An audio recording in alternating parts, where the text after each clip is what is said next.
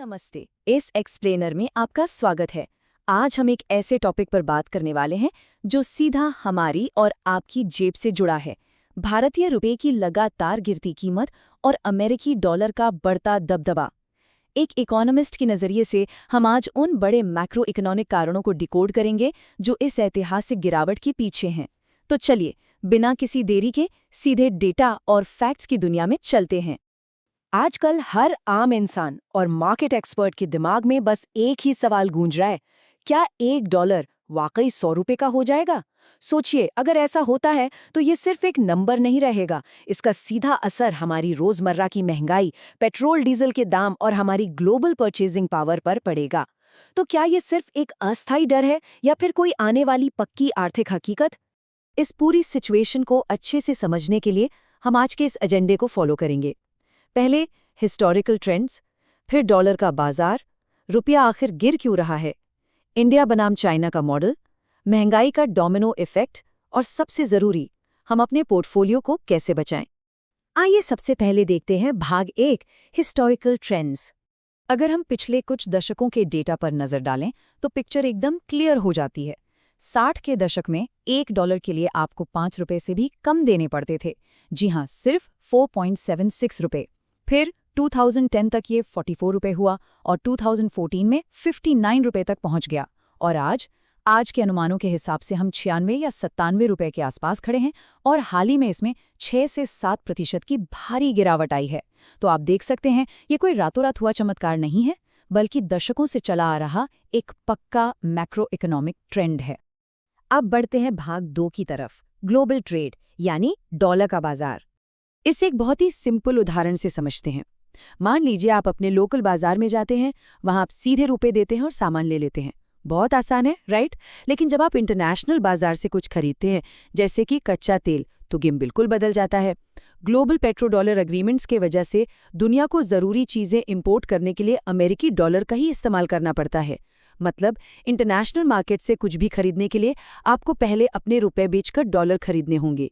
यही चीज डॉलर को एक रिजर्व चिप बना देती है, जिसकी डिमांड हमेशा आसमान छूती रहती है। अब भारत के इंपोर्ट बिल को ही देख लीजिए।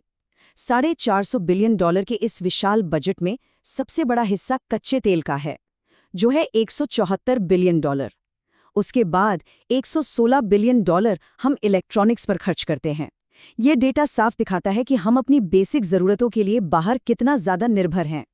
अब सोचिए, जब दुनिया में कहीं भी टेंशन बढ़ती है और तेल महंगा होता है, तो हमें वही बिल चुकाने के लिए बाजार से और भी ज्यादा डॉलर खरीदने पड़ते हैं। और बस यहीं से रुपए पर सबसे भारी दबाव पड़ना शुरू होता है। तो यहाँ से आता है हमारा भाग 3, आखिर रुपया गिर क्यों रहा है। हमारे विदेशी मुद्रा भंडार यानी फॉरेक्स रिजर्व के आंकड़े ताकत और कमजोरी दोनों की कहानी एक साथ बताते हैं।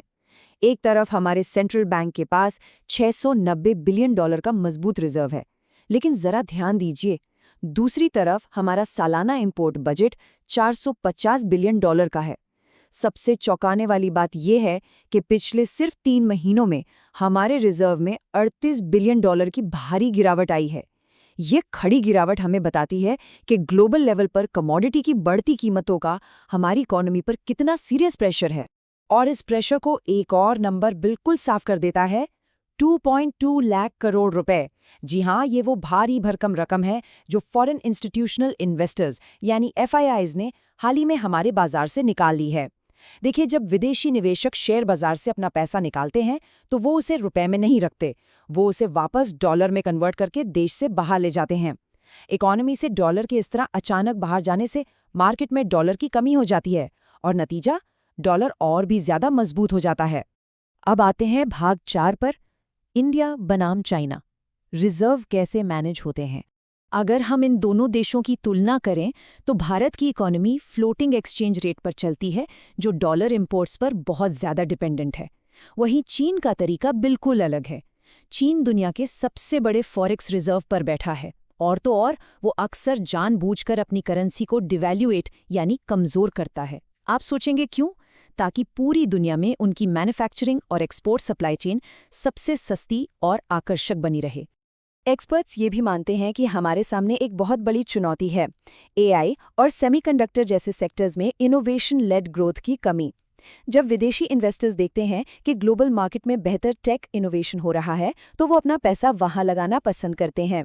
इसी का सीधा असर ये है कि चीन जैसी मैन्युफैक्चरिंग पावर्स के साथ हमारा ट्रेड डेफिसिट $100 बिलियन के डरावने लेवल को पार कर गया है, और ये हमारी इकोनॉमी से डॉलर बाहर जाने का एक और बहुत बड़ा रास्ता बन चुका है। चलिए अब समझते हैं भाग 5, महंगाई का डोमिनो इफेक्ट। इकोनॉमी में ये पूरी साइकिल एक खतरनाक डोमिनो इफेक्ट की तरह चलती है। स्टेप 1, डॉलर महंगा होने का मतलब है कि हमें उसी कच्चे तेल के लिए ज्यादा रुपए देने होंगे। स्टेप 2, तेल महंगा हुआ तो देश के अंदर ट्रांसपोर्ट और लॉजिस्टिक्स का खर्च आसमान छूने लगता है। स्टेप 3, ट्रांसपोर्ट महंगे होने से हर एक कंज्यूमर गुड और ज़रूरी सामान की कीमत बढ़ जाती है। और फिर फाइनल स्टेप, जब चीज़ें इतनी महंगी हो जाती हैं तो मार्केट में डिमांड गिर जाती है। डिमांड गिरेगी तो प्रोडक्शन कम होगा, ग्रोथ स्लो होगी और अल्टीमेटली लोगों की नौकरियां खतरे में आ जाएंगी। लेकिन रुकिए, ये पूरी तरह से बुरी खबर नहीं है। इसमें एक सिल्वर लाइनिंग भी है। रुपए का कमज़ोर होना हर किसी के लिए नुकसानदायक नहीं होता। हमारे आईटी, सॉफ्टवेयर और फार्मा सेक्टर्स जो अपनी कमाई डॉलर में करते हैं, उनके लिए ये फायदे का सौदा है। जब डॉलर मजबूत होता है और वो अपनी डॉलर की कमाई को वापस रुपए में बदलते हैं तो उन्हें लोकल करेंसी में काफ़ी ज़्यादा मुनाफा देखने को मिलता है। और अब आखिरी और सबसे ज़रूरी भाग 6, एक रिटेल इन्वेस्टर के तौर पर हम अपने पोर्टफोलियो को कैसे सुरक्षित रख सकते हैं। इन्वेस्टिंग का एक बहुत ही बेसिक रूल हमेशा याद रखिए। बिना ब्याज के करंट अकाउंट में रखा हुआ पैसा महंगाई के आगे धूल के बराबर है। लिटरली, जब सीपीआई जैसी महंगाई दर आपके बैंक अकाउंट के इंटरेस्ट रेट से ज़्यादा हो जाती है तो आपके बिना इन्वेस्ट किए गए पैसों की परचेजिंग पावर बहुत तेज़ी से ख़त्म होने लगती है। इसका सीधा मतलब है कि पैसा सिर्फ अकाउंट में पड़े रहने देना काफ़ी नहीं है। तो ऐसे में हम क्या कर सकते हैं? कुछ बहुत ही प्रैक्टिकल स्टेप्स हैं। सबसे पहले, ग्लोबल टेंशन या शेयर मार्केट में उतार चढ़ाव देखकर पैनिक सेलिंग बिल्कुल मत कीजिए। ऐसे अनिश्चित समय में फिक्स्ड डिपॉजिट और आरडी जैसे ट्रेडिशनल सेफ हेवन्स बहुत काम आते हैं। आरडी से आपकी एक अनुशासित बचत की आदत बनती है। फाइनेंशियल एक्सपर्ट सजेस्ट करते हैं कि आप स्टेबल मनी जैसे एग्रीगेटर ऐप्स का इस्तेमाल करें, जहां आपको 8% से भी ज़्यादा इंटरेस्ट रेट्स आसानी से मिल सकते हैं। इससे पहले कि सेंट्रल बैंक रेपो रेट में कोई कटौती करे, इन हाई इंटरेस्ट रेट्स को लॉक कर लेना एक स्मार्ट मूव है। और हाँ, सोने पर लगने वाले भारी टैक्स और इम्पोर्ट ड्यूटी को देखते हुए वहां इन्वेस्ट करने से पहले थोड़ा संभल कर फैसला लें। और आपकी सेफ्टी के लिए एक और सुकून देने वाला नंबर है 5 लाख रुपए। भारत में रिजर्व बैंक की एक सब्सिडरी है DICGC, जो आपके बैंक खाते में जमा राशि पर 5 लाख रुपए तक का इंश्योरेंस देती है। मतलब अगर मार्केट में भारी उथल पुथल मच भी जाए तो भी बैंक में रखा आपका 5 लाख तक का पैसा पूरी तरह से सेफ और इंश्योर्ड है। ये फैक्ट हमें ट्रेडिशनल ऑप्शंस में इन्वेस्ट करने का एक पक्का भरोसा देता है। तो इस पूरे एक्सप्लेनर के अंत में एक बहुत ही गहरा सवाल खड़ा होता है। अगर ग्लोबल इंपोर्ट पर हमारी डिपेंडेंसी ही हमारी करेंसी की ताकत तय करती है, तो क्या $1 के दबदबे वाली इस दुनिया में अपनी लोकल मैन्युफैक्चरिंग को बढ़ाना ही हमारी आज़ादी का इकलौता रास्ता है? सोचिए, जब तक हमारी अपनी सप्लाई चेन मजबूत नहीं होगी और हम वर्ल्ड क्लास प्रोडक्शन खुद घर पर नहीं करेंगे, क्या हम डॉलर की इस बादशाहत को कभी चुनौती दे पाएंगे? इसी सवाल के साथ आज का ये एक्सप्लेनर हम यहीं खत्म करते हैं। इस एनालिसिस में हमारे साथ जुड़ने के लिए आपका बहुत बहुत धन्यवाद।